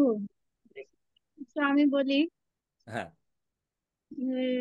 কন্ডিশনটা ছিল যে এখানে যেমন আমার যমুনা আছে, বৃন্দাবন আছে, মর্ত্যলোকেও আমাকে এগুলো দিতে হবে, তা না হলে আমি থাকতে পারবো না। Condition number 1। আচ্ছা, তারপরে দ্বিতীয় কন্ডিশন হরে কৃষ্ণ প্রভু। বলুন। পরে আসার কারণ হচ্ছে যে রাধারানী কৃষ্ণকে বলছে যে আমি যে মর্ত্যলোকে যাব, ওইখানে গিয়ে আমি অন্য পুরুষকে দেখব না, মাত্র তোমাকে ছাড়া, সেই জন্য আগে কৃষ্ণ আবির্ভূত হইলো, তারপরে রাধারানী, হয়ে রাধারানী কৃষ্ণকে দর্শন করে ওনার চক্ষু আহ, ইয়া, Right. নির্মিলিত করে। দ্বিতীয় হরে কন্ডিশন কৃষ্ণ। ছিল যে আমি যাব বইকি, কিন্তু আপনাকে ছাড়া আমি দ্বিতীয় কোনো ব্যক্তিকে প্রথমে দেখব না। অর্থাৎ আমি যাব সম্পূর্ণ অন্ধরূপে, অন্ধের অ্যাক্টিং করব। খুব সুন্দর। তো রাধারানীর যে যে প্রথমে কন্ডিশন, যত্র না গোবর্ধন নাস্তি, যত্র না যমুনা নাস্তি, যত্র ন বৃন্দাবন নাস্তি, যেখানে বৃন্দাবন নেই, যেখানে যমুনা নেই, যেখানে গিরি গোবর্ধন নেই, সেই স্থানে তো আমি যেতে পারবো না, আমি যাব না সেখানে। আপনি সেই কারকে প্রতিজ্ঞা করেছেন যে আমাকে যেতে হবে, আমি যাব না। তো ভগবান বলছে, আরে না না না, তোমাকে কোনো চিন্তা করতে হবে না, তুমি যাওয়ার আগে বৃন্দাবন, গোবর্ধন, যমুনা সবকিছু তোমার জন্য রেডি থাকবে, আর তুমি ওইখানেই যাবে। আমি এইখান থেকে সবকিছু পাঠিয়ে দিয়েছি ওইখানে, তোমার জন্য সব রেডি আছে। তার জন্য আমরা বলি যে ভৌম বৃন্দাবন এবং গোলক বৃন্দাবনের মধ্যে কোনো পার্থক্য নেই, তার কারণ এই ভৌম বৃন্দাবন গোলক থেকেই নির্গত হয়েছে, আবির্ভূত হয়েছেন। এখানে ঠিক তার 15 দিন পরে এই যে ভগবান কৃষ্ণকে ছাড়া তিনি আর কাউকে দেখবেন না, তার জন্য তিনি কিন্তু আবির্ভূত হলেন। এইবার 15 দিনের দিনে তো আবির্ভূত হলেন, কিন্তু তিনি এসে বৃষভানু রাজার গৃহে পৌঁছলেন তারও 6 দিন পরে। আবার বৃষভানু রাজা পেলেন কন্যা রত্নকে, তারপর দেখছেন সে কন্যা আর তাকায় না। কত ওঝা কত কি দেখিয়েছেন, সবাই বলে দিয়েছেন না, এ তো একদম জন্মগত অন্ধ, মানে এর আর চোখে দেখার মতো কোনো প্রকারের অপশন নেই। না, জন্মগত অন্ধ হলে পরে সে কি আর চোখে দেখতে পায়? বলে, মহারাজ আপনি এত এত তপস্যা করে একটি পেয়েছেন, কিন্তু কিছু করার নেই, আপনাকে এই জন্মান্ধ নিয়েই থাকতে হবে। মহারাজ তো দমনের পাত্র নন, তিনি প্রার্থনা করছেন কাকে? যাকে প্রার্থনা করলে পরে সেই প্রার্থনাটা সোজা যেতে পারে, ডাইরেক্ট। কার কাছে প্রার্থনা করলে সেই প্রার্থনাটা ডাইরেক্ট টেলিকাস্ট হবে? ভগবান নারায়ণের কাছে, বিষ্ণু। ভগবান কৃষ্ণের নারায়ণের কাছে। কাছে। হ্যাঁ, অবশ্যই শিব ভগবান। শিবের কাছে। আর নারদ। কৃষ্ণের কাছে। এই ক্ষেত্রেতে শিব বা নারায়ণ নাই, এই ক্ষেত্রেতে নারদ, অ্যাবসলিউটলি রাইট। নারদের কাছে বলতে হবে, কারণ নারদ তো যে কোনো জায়গায় যে কোনো সময় যেতে পারে, আর নারদের অনেক পাওয়ার আছে। বৃষভানু রাজা নারদকে স্মরণ করলেন। তিনি যখন নারদকে স্মরণ করলেন, নারদ মুনি এলেন তার সামনে, আবির্ভূত হয়ে বললেন যে মহারাজ, কি সেবা করতে পারি আপনার জন্য? তিনি বললেন যে এরকম আমার একটি কন্যারত্ন প্রাপ্ত হয়েছে, কিন্তু সে জন্মান্ধ, আপনি কি একটু ঝাড়ফুঁক করে একটু এর চোখ টোক ঠিক করতে পারবেন? যে পারবো না মানে, আমি তো এক্সপার্ট, এই এগুলো তো আমার কাজ, এগুলো সে কবিরাজের দ্বারা হবে না, ওইগুলো তো আমার অপশন। তবে দেখুন, এই কাজের জন্য অনেক লম্বা টাইম লাগে, এই একদিনেতে হবে না। তা আপনার ঘরে আমাকে প্রায় প্রতিদিন আসতে হবে, আমাকে টাইম দিতে হবে। আমি যখন ট্রিটমেন্ট করবো আমার সঙ্গে কেউ থাকবে না, কেউ ডিস্টার্ব করবে না, তাহলে পরে আমি ট্রিটমেন্ট মন্ত্রগুলো ভালো করে উচ্চারণ করতে পারবো। হুম। তো বিশ্বমানব রাজা বলছেন কোনো অসুবিধা নেই, আপনি টাইম নিন না, আমি মেক শিওর করবো যে আপনার সঙ্গে থাকা তো দূরে, ওই ঘরের আশেপাশে কেউ থাকবে না। নারদমুনি ঘরের মধ্যে গিয়েছেন, বাইরের থেকে তালা লক। এখন নারদমুনি গিয়ে মন্ত্র বলছেন, জোরে জোরে মন্ত্র বলছেন। এত জোরে জোরে মন্ত্র বলছেন, তো বাইরে থেকে বিশ্বমানব রাজা বলছে যে নারদমুনি মানে ঝাড়ফুঁক বেশ ভালোভাবে করছে, কিন্তু এই যে মন্ত্রগুলো ছিল হচ্ছে রাধারানীর স্তব। রাধারানীর কাছে প্রার্থনা করছেন যে হে মাতে, আপনার এই রূপ আমি পূর্বে তো কোনোদিন দর্শনে সৌভাগ্য প্রাপ্ত হয়নি, কেননা আপনি আবির্ভূতই হয়েছেন ষোড়শী রূপে প্রভুর বামঙ্গ থেকে, আর এই রূপেতে আপনি লীলা করছেন, এই রূপ তো দেবতাদের দুর্লভ, সবার দুর্লভ, এবং আমার প্রভুরও দুর্লভ আপনাকে এই রূপে দর্শন করা। আমি সৌভাগ্যবান যে আমি আপনার এই রূপ দর্শন করতে পারছি মাতে, আপনি অনুগ্রহ করে আমার পূজা গ্রহণ করুন। রাধারানী বলছে, নারদ, তুমি বেশি সময় কাটিও না এখানে। হ্যাঁ, তুমি তাড়াতাড়ি যাও, আমি অনেক দিন ধরে চোখ বন্ধ করে আছি, আমার প্রভুকে তাড়াতাড়ি পাঠাও তো দেখি, তুমি এখানে টাইম নষ্ট করছো। যে মা কয়েকদিন সময় দিন, আপনাকে একটু আমি ভালো করে পুজো করে নি, তারপরে না প্রভুকে ডাকবো। তো এভাবে করে যাই হোক, নারদ মুনি 3 দিন,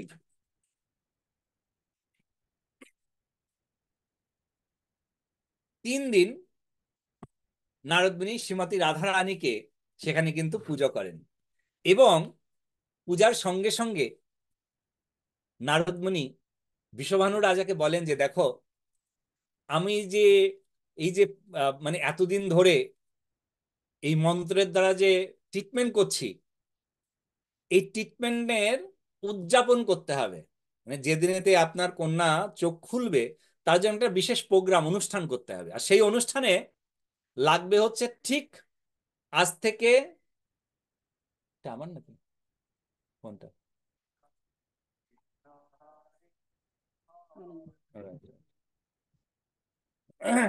তো আমার কি লাগবে না, ঠিক আজ থেকে 1 মাস পূর্বে, অলমোস্ট 1 মাস পূর্বে আপনার বন্ধুর সন্তান হয়েছে।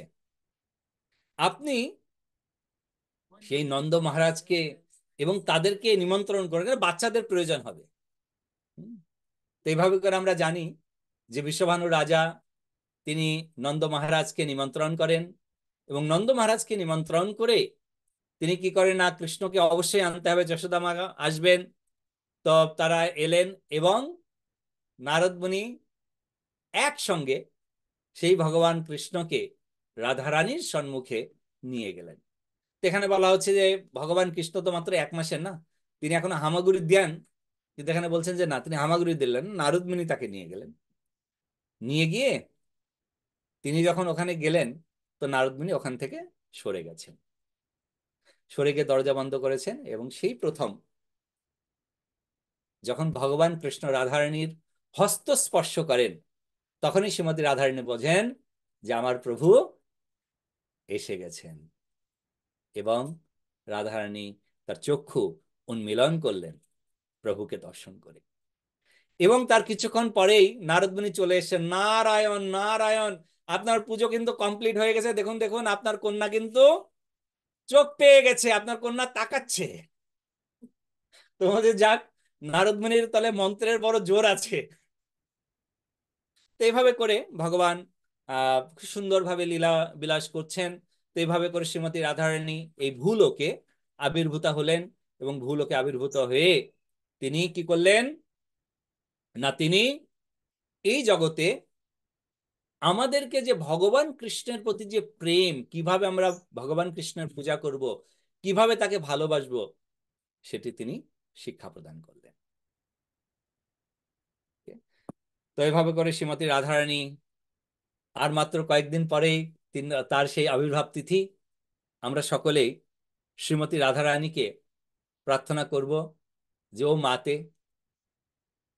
আপনি আপনার নখাগ্রে আমাকে সেবার সুযোগ প্রদান করুন। নখাগ্রে মানে রাধারানীর মতো সেবা করার তো কোনো অপশন আমাদের কাছে নেই। তা নখাগ্রেতে বসে যদি সেবা করার সুযোগ আমরা প্রাপ্ত হই, তাহলে পরে কিন্তু আমাদের এই জীবন সার্থক। মিনতি মাতা। হরে কৃষ্ণ প্রভু প্রণাম। প্রণাম মাতা। আমরা ওই চৈতন্য চরিতামৃতে বা ওই মাধবেন্দ্র পুরীপাদের যে আহ আবির্ভাব বা ওরকম একটা ইয়েতে আমরা এটা শুনেছিলাম যে মাধবেন্দ্র পুরী প্রথম আম, এই যে কৃষ্ণ প্রেমের যে ভক্তি, যেটা কৃষ্ণ উম, সেবা, এই এই কৃষ্ণ প্রেম যেটা কৃষ্ণ সেবা, সেটা আমরা মাধবেন্দ্র পরিপাদের মাধ্যমে পেয়েছি, মানে জানতে পেরেছি যেটা। তো এইটা রাধা রানী তো অবশ্যই এই কৃষ্ণ যে সেবা, এটা রাধা রানী আগে শিখিয়েছেন বলেই তো মনে হয় আমরা মাধবেন্দ্র পরিপাদের মাধ্যমে এটা সবাই জানতে পেরেছি। মানে আমার প্রশ্নটা হচ্ছে প্রভু, তাহলে কি মাধবেন্দ্র পরিপাদ রাধা রানী আগে আগে কৃষ্ণ সেবা সবাইকে জানিয়েছে, নাকি মানে মাধবেন্দ্র পুরী তো তাহলে অনেক পরে জানছে? আমরা মানে ভক্তরা খুব এটা সুন্দর একটি কিভাবে? প্রশ্ন। আপনি খুব সুন্দর একটি প্রশ্ন করেছেন। শ্রীমতী রাধারানী আবির্ভূত হয়েছিলেন আজ থেকে 5251 বছর পূর্বে। তো রাধারানী এই যে ভক্তিময় সেবা যেটি তিনি সূত্রপাত করেছিলেন, সেটি প্রায় লুপ্ত আকারে হয়ে গিয়েছিল। মাধবেন্দ্র পুরীপাদ সেই যে রাধারানীর যে প্রেম, সেই প্রেম বীজ মাধবেন্দ্র পুরীপাদের কাছে ছিল, তিনি সেই বীজটি রোপণ করেন এবং মাধবেন্দ্র পুরীপাদ সেই বীজটি রোপণ করেন। ঈশ্বর পুরীপাদ তিনি কি করেন? তিনি সেই বীজটিকে জল সিঞ্চন করতে শুরু করেন, আর জল সিঞ্চন করতে করতে তিনি সেই জল সিঞ্চনের দায়িত্ব দেন তারই এক শিষ্যের উপরে। কে ছিলেন তিনি? চৈতন্য মহাপ্রভু। চৈতন্য মহাপ্রভু। এবং তিনি জল সিঞ্চন করে সেই ভক্তি বৃক্ষকে এই জগতে প্রকাশিত করলেন। সো আলটিমেটলি কে প্রকাশিত করলেন এই জগতে প্রেম ভক্তি? চৈতন্য শ্রীমতী মহাপ্রভু। রাধারানী স্বয়ং। কেন মহাপ্রভু কে? মহাপ্রভু তো রাধারানী রাধারানী। আর কৃষ্ণ। তো তিনি মাধবেন্দ্র পুরীর দ্বারা বিষ রোপণ করালেন পুনরায় কলিযুগের জন্য, এবং তিনি স্বয়ং এই প্রেমভক্তি পুনরায় প্রথম যেরকম ভাবে এই প্রেমভক্তি তিনি ভৌম বৃন্দাবনে এসে তিনি দেখিয়েছেন, গোলক বৃন্দাবনে তিনি প্রথম শুরু করেছেন, এবার ভৌম এই ভূলোকেতে এসেও শ্রীধাম মায়াপুরেতেও কিন্তু এই কলিযুগের জন্য প্রেমভক্তি শ্রীমতী রাধারানী আমাদের শিখালেন চৈতন্য মহাপ্রভু রূপে। ঠিক আছে মিনতি মাতা?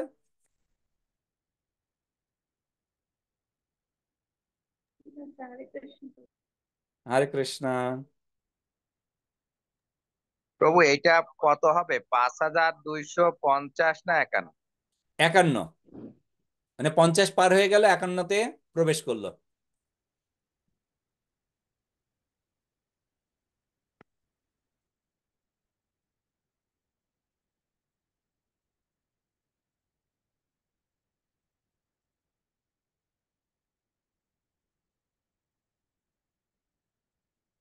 ওকে, তো আর একটু আমরা পড়ি। শ্রীমতী রাধারানীর বাম চরণে তার যে চরণ চিহ্নগুলো রয়েছে, শ্রীমতী রাধারানীর বাম চরণে ছত্র, চক্র, ধ্বজা, লতা, পুষ্প, বলয়, ঊর্ধ্বরেখা, অঙ্কুশ, অর্ধচন্দ্র এবং জব, এই হচ্ছে 11 চিহ্ন শ্রীমতী রাধারানীর বাম চরণে রয়েছে। এবং তার দক্ষিণ চরণ তলে 8টি চরণ চিহ্ন রয়েছে। কি? শক্তি, গদা, রথ, বেদী, কুণ্ডল, মৎস্য, পর্বত ও শঙ্খ, এই 8টি চিহ্ন বিরাজিতা। ওকে, তার বাম চরণে কতগুলো চিহ্ন আছে শ্রীমতী রাধারানীর? 11টি। 11টি। 11টি। আর তার দক্ষিণ চরণ বা ডান চরণে 8টি। 8টি। টোটাল 19। 19টি চিহ্ন বিদ্যমান রয়েছে শ্রীমতী রাধারানীর চরণে। শ্রীমতী রাধারানীর এই যে নারদ মুনির দ্বারা যে মহোৎসব করা হয়েছিল, সেই জন্ম মহোৎসব কালে রাধারানী যখন চক্ষু উন্মীলন করলেন, বলা হয়েছে যে সেই মহোৎসবে শুধুমাত্র যে বৃন্দাবনের ব্রজবাসীগণ আবির্ভূত হয়েছিলেন তাই নয়, শ্রীমতী রাধারানীর সেই বাল্যরূপ দর্শন করার জন্য একটা লোক পুরো খালি হয়ে গিয়েছিল। সবাই লকডাউন করে চলে এসেছে এখানে, বলে আজকে কাজ বন্ধ, কাজ বন্ধ করে আজকে আমার রাধা মাকে দর্শন করতে হবে, রাধা রানীকে দর্শন করতে হবে। তারা কে ছিলেন?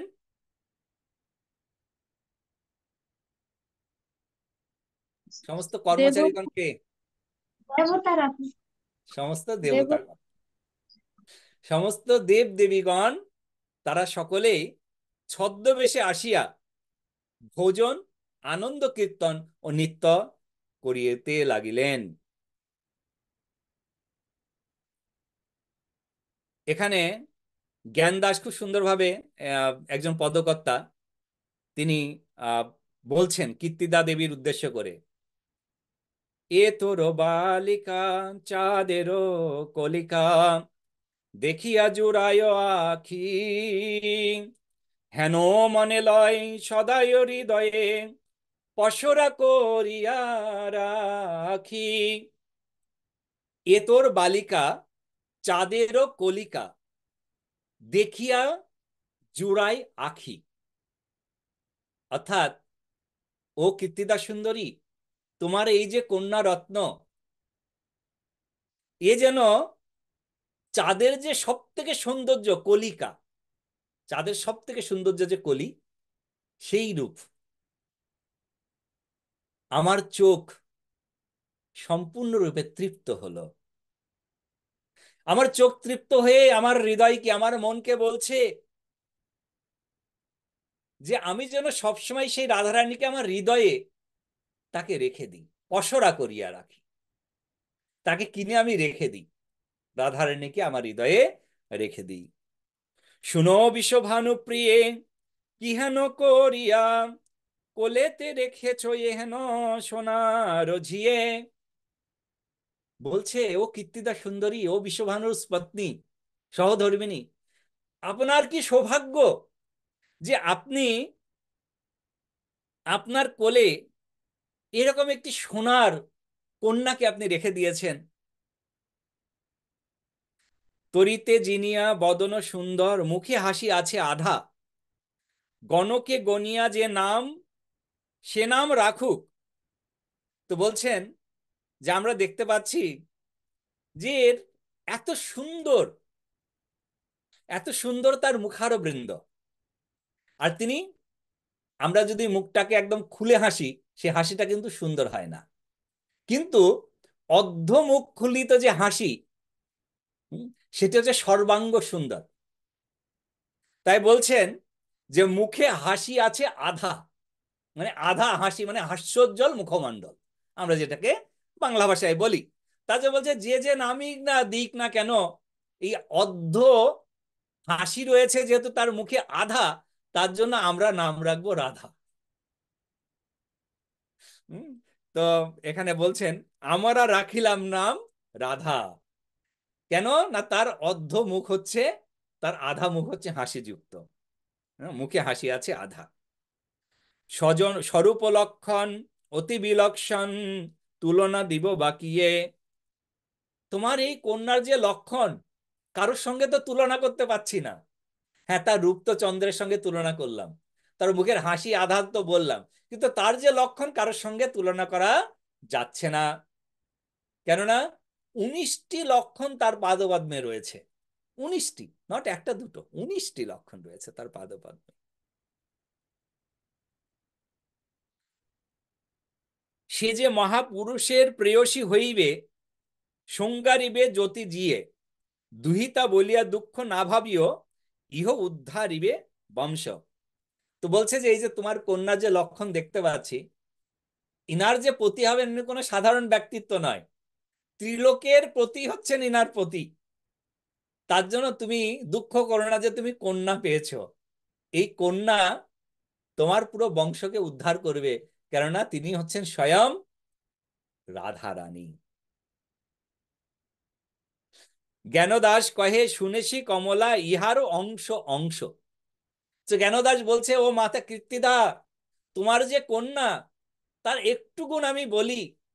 এই যে আমরা মা লক্ষ্মীকে যে পূজা করি, সে লক্ষ্মী হচ্ছে তোমার কন্যার অংশের অংশ। তার মানে তুমি বোঝো তোমার কন্যা কে। কমলা যার অংশের অংশ, তাহলে পূর্ণাংশ কে? ইনি স্বয়ং ভগবানের অংশ, শ্রীমতী রাধারানী। এভাবে করে বিভিন্ন পদকর্তা গণ, তারা কিন্তু শ্রীমতী রাধারানীর গুণগান করেছেন। আমরা জানি ছিল সনাতন গোস্বামী, তিনি যে খুব সুন্দর একটি রাধারানীর প্রার্থনা লিখেছেন, রাধে জয় জয় মাধব দইতে। এই গানটি আমরা সবসময় করি, শিল সনাতন গোস্বামী লিপিবদ্ধ করেছেন। তো এভাবে করে সেখানে দেবতাগণের সঙ্গে সঙ্গে কীর্তিদার সানুনয় আবেদনে মহাযোগিনী দেবী পৌর্ণমাসী যোগমায়া বিশুভানুপুরে আগমন করলেন এবং প্রস্ফুটিত স্বর্ণ কমলের ন্যায় এই কন্যা রত্নকে দর্শন মাত্রই তিনি অত্যন্ত উল্লাস ভরে বলিয়া উঠিলেন, এই তো রাসেশ্বরী আবির্ভূতা হইয়াছেন, এই তো রাসেশ্বরী আবির্ভূতা হইয়াছেন। দেবতাগণ নিত্য কীর্তন করছেন, তার মধ্যে আরেকজন এসে গেছেন। কে? পূর্ণমাসী। পূর্ণমাসী দর্শন করে এবার ডিক্লেয়ার করে দিলেন তিনি কে, যিনি হচ্ছেন সে রাসেশ্বরী। গোলক বৃন্দাবনে রাস নৃত্যের ইচ্ছা প্রকট করায় ভগবানের বাম অঙ্গ থেকে যে রাসেশ্বরী আবির্ভূত হয়েছিলেন, ইনি হচ্ছেন সেই। এইবার আমরা ভূলোকেতে রাস নৃত্য দর্শন করতে পারবো। এই তো রাসেশ্বরী এসে গেছেন, এইভাবে করে ডিক্লেয়ার দিলেন যোগমায়া পূর্ণমাসী। Excuse me. তারপর তিনি কীর্তিদাকে বিশ্বভানু রাজাকে আহ্বান পূর্বক অতি সাবধানে কন্যাটিকে পালনের জন্য উপদেশ প্রদান করলেন। পূর্ণমাসী বিরলে গোপ দম্পতিকে বলিলেন, হে ভানু, হে কীর্তিদে, এই কন্যা সর্বলক্ষ্মীময়ী, বৈকুণ্ঠের মহালক্ষ্মীও তার অংশী মাত্র। এই যে তোমরা কন্যা রূপে পেয়েছ, এই কন্যা বৈকুণ্ঠের যে লক্ষ্মী দেবী আছেন না, মহালক্ষ্মী, সেই মহালক্ষ্মীও এর অংশ মাত্র। অর্থাৎ তোমরা যাকে কন্যা পেয়েছো, কিন্তু খুব সাবধানে, খুব সাবধানে, মানে তোমার কাছে একদম একটা এমন একটা কি আছে যেটি বিশ্ব ব্রহ্মাণ্ডে কারোর কাছে নেই। তাকে কি করে তুমি টেক কেয়ার করবে আগের থেকে তোমাকে বলে দিচ্ছি, খুব সাবধান। কিন্তু কে বলছেন? পূর্ণমাসী। শুধুমাত্র তাই নয়, এই কন্যা গোলক ভূলোকের সবার ঈশ্বরী, ভূলোক এবং গোলকের সকলের ঈশ্বরী হচ্ছেন ইনি, সকলের ঈশ্বরী হচ্ছেন ইনি। শুধুমাত্র তাই নয়, আরো কিছু বলি তোমাকে, শোনো হে ভানু, ও কীর্তিদে, শোনো শোনো, ইনি গোলকের ভূলোকের নিত্য গোপাগণ দ্বারা পূজিতা। ইহার পাদপদ্ম যুগল ব্রহ্মা, শিব, ইন্দ্র, মরুত, বরুণ প্রভৃতি দিকপাল দেবতাগণ নিত্য স্তুতি করিয়া থাকেন। শ্রীহরি যেমন স্বেচ্ছায় প্রপঞ্চে অবতীর্ণ হন, ঠিক সেইরূপ ইনিও স্বেচ্ছায় তোমাদের গৃহে অবতীর্ণ হইয়াছেন। এই কন্যার দর্শন, স্পর্শনে ও পূজনে সর্বভীষ্ট লাভ হইয়া থাকে। কোন নিগুড় লীলা বিলাসের জন্য অধুনা অবতীর্ণ, ইহাকে সাবধানে পালন করিও। পূর্ণমাসী দেবী এইরূপ বিবিধ উপদেশ করার পর ভানুরাজ কর্তৃক যথাচিত প্রপূজিতা হইয়া স্বীয় আশ্রমে প্রস্থান করিলেন। পূর্ণমাসীকে তারা ডেকেছিলেন তাকে পূজা করার জন্য, যোগমায়া। যোগমায়া তাদেরকে উপদেশ প্রদান করে গেলেন যে তোমরা একদম ট্রেজারির একটা ভালো চাবি পেয়েছো, কিন্তু যা এই বিশ্ব ব্রহ্মাণ্ডে আর কারুর কাছে নেই, দেবতাদের কাছেও নেই, ফলে সাবধান। অনন্তর গোপ দম্পতিগণ ভালোভাবে নিরীক্ষণ করিয়া দেখিলেন কাঞ্চন পঞ্চালিকা সেই বালিকা ময়ন পদ্ম বিকশিত করিতেছেন না, সরি, তার আগের লীলা অ্যাকচুয়ালি, সেটি আমরা পরে পড়ছি। শ্রীমতী রাধা রানী পরবর্তীকালে তার প্রিয় নর্মসখীর নিকট এই অবস্থার কথা বর্ণনা করিয়া পদকর্তা চণ্ডীদাস বলিয়াছিলেন। এটি কি না, যখন শ্রীমতী রাধা রানী আবির্ভাবের এত আনন্দ কোলাহলের মধ্যে সমাগত, সকলের মনের আকাশের এক কোণে যেমন একখণ্ড বিষাদের কালো মেঘ সর্বদা আনাগোনা করিতেছিল, কারণ আবির্ভূতা হইয়াও যেন অগ্রে স্বীয় প্রাণবল্লভের বদনারও বিন্দ ভিন্ন অন্য কাহাকেও দেখিবেন না, এই ভাব ভাবময়ীর, মানে এই যে রাধারানীর যে ভাব ছিল যে আমি কৃষ্ণকে ছাড়া আর কাউকে দেখবো না পূর্বে, তো এই কথা স্মরণ করে চণ্ডীদাস, পদকর্তা চণ্ডীদাস তিনি লিখেছেন এই কথা, মানে এই কীর্তনগুলো আমরা সবাই শুনি নর্মালি। শুনো গো মরম সই, যখন আমার জন্ম হইল নয়ন মুদিয়া রই। রাইট, আপনারা শুনেছেন না? আগে এই মানে এই গানগুলো প্রায় শোনা যেত এবং রেডিওতেও শোনা যেত। আমার মানে আজ থেকে 30-35 বছর আগেও রেডিওতে এই কথা গানগুলো কিন্তু শোনা যেত। বর্তমান দিনে আধুনিক র্যাপ, তারপরে পপ ইত্যাদি এসে আর এই সমস্ত গান প্রায় নিশ্চিহ্ন হয়ে যাচ্ছে। কিন্তু এই গানের মধ্যে সমস্ত তথ্য প্রদান করা হয়েছে। দিত ক্ষীরস্বর জননী আমার নয়ন মুদিয়া দেখি।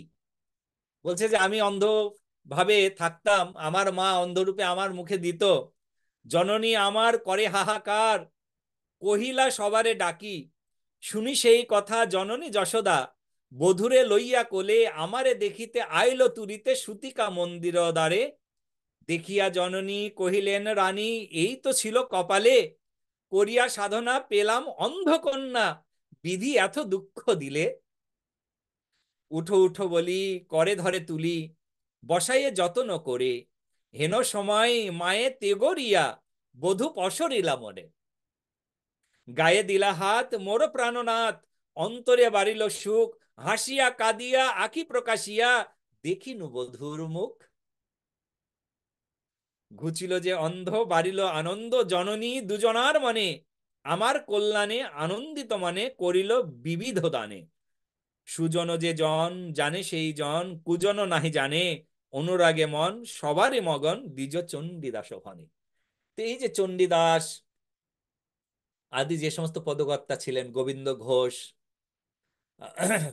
তারপরে আমরা পূর্বে আরেকজনের নাম শুনলাম, কি নাম?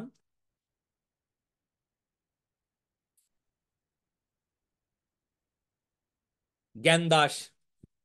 এনারা কিন্তু সবাই এক একজন মহান ভগবত ভক্ত এবং সিদ্ধ ব্যক্তিত্ব, যারা রাধারানীর সেই ভাবকে, ভগবান কৃষ্ণের ভাবকে, মহাপ্রভুর ভাবকে তারা পদের দ্বারা প্রার্থনা করতেন।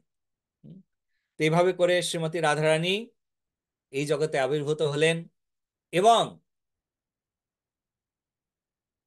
যদি গৌর না হইতো তবে কি হইতো কেমনে ধরিতাম দেহে। তারপরের লাইনটা কি?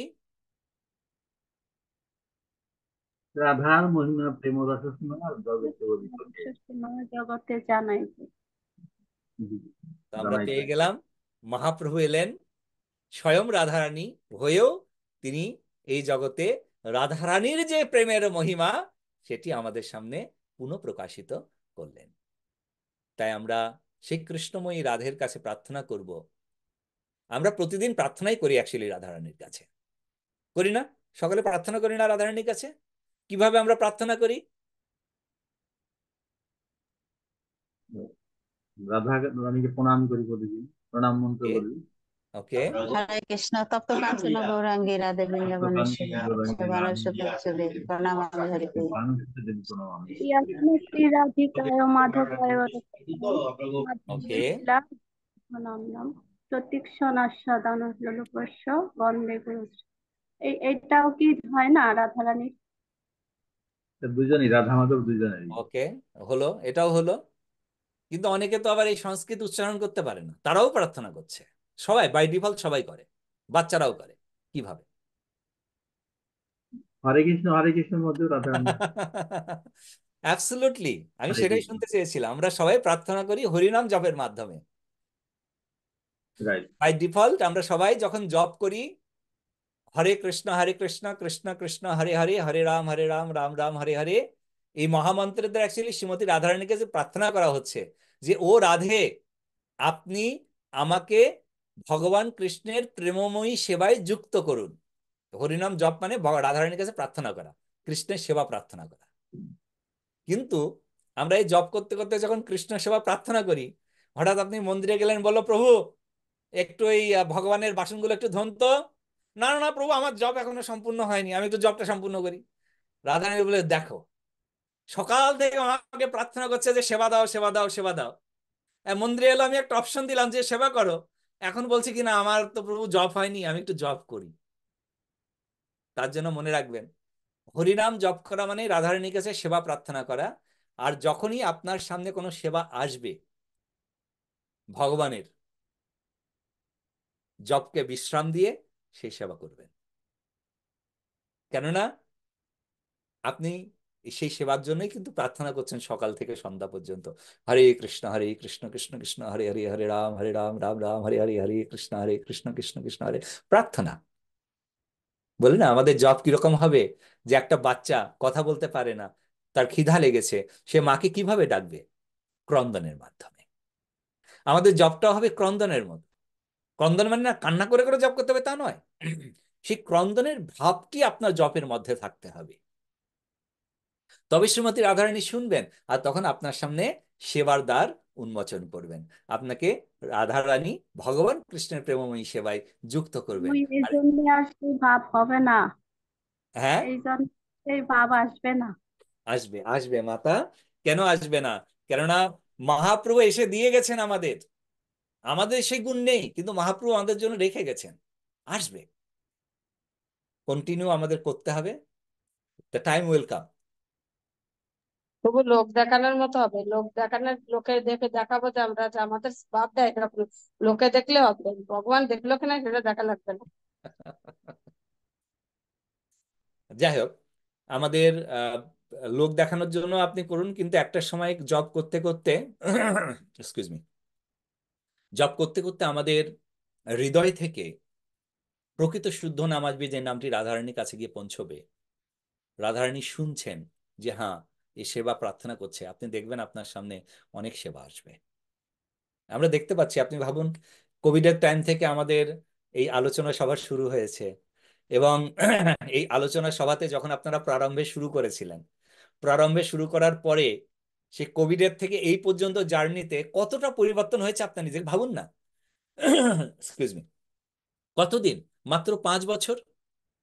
1919 তো কোভিড শুরু হয়েছে, 2024 চলছে, 5 বছরে এতটা পরিবর্তন হয়েছে। এখন আমার বয়স 40, 50, 60, 70। তো আমার যদি বয়স এখন 50 হয়, মানে আমি 45 বছর বয়সে আমি শুরু করেছি, 45 বছর পর্যন্ত এত কিছু করেছি গন্ডগোল। 5 বছরে যদি এতটা পরিবর্তন হয়, তাহলে আমার জীবনের শেষ সময়টা পর্যন্ত আরো অনেকটাই পরিবর্তন হবে। আর যারা জীবনের আধা রাস্তাতে শুরু করেছেন বা একদম বিগিনিং এ শুরু করেছেন, তাদের কাছে সুবর্ণ সুযোগ রয়েছে, যে 40 বছর পৌঁছতে পৌঁছতে রাধারানী তাদের কথা শুনে নেবে। আর আমাদের যারা একটু বয়স হয়ে গেছি, তার জন্য আমাদেরকে আরো বেশি করে ডাকতে হবে, বেশি করে কান্না করতে হবে, রাধারানী যেন শোনেন যে আমরা দুর্ভাগ্যবশত আগে করতে পারিনি, সৌভাগ্যবশত আমরা এখন প্রভুপাদের কৃপায় আপনাকে আমরা জানতে পেরেছি, আপনার কাছে প্রার্থনার মন্ত্র আমরা পেয়ে গেছি। তো আমরা প্রার্থনা করে যাব, আপনি যদি শুনুন আর না শুনুন, আমাদের প্রার্থনা আমরা করব। সুনীতি মাতা। হরে কৃষ্ণ প্রভু। হরে কৃষ্ণ মাতা, আজকে বলুন। সম্ভবত শেষ, আমি তো একটু কথা বলতে চাই প্রভু হ্যাঁ আপনার বলুন, উদ্দেশ্যে। বলুন। আমাদের হ্যাঁ ক্লাস আজকে এই পর্যন্ত থাক, কেন রাধারানীর কথা যতটাই বলা হবে শেষ হবে না। তো অলরেডি সময় অতিবাহিত হয়ে গেছে, তো আমরা এখন কয়েকটি প্রশ্ন উত্তরে যেতে পারি, 2-1টি প্রশ্ন উত্তর তারপরে রাখবো। বলুন মাতা। হরে